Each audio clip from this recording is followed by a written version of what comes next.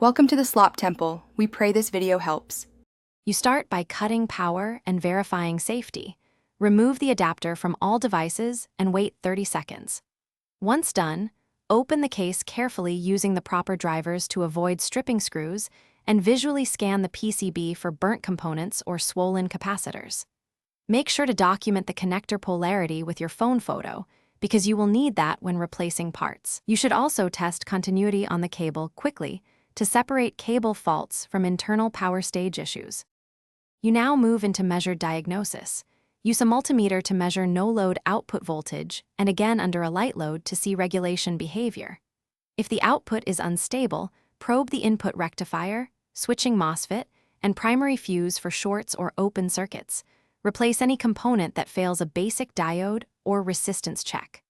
Once faulty passive parts are identified, solder replacements with matching voltage and ripple current ratings, because improper parts will fail again under thermal stress. You finish by carefully reassembling the adapter, making sure all screws and strain reliefs are correctly seated.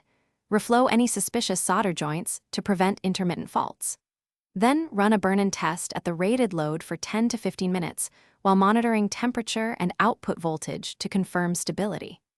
If instability or overheating continues, swap the cable to rule out a harness issue, inspect the secondary regulator components, and consider a full replacement if repairs do not restore reliable operation.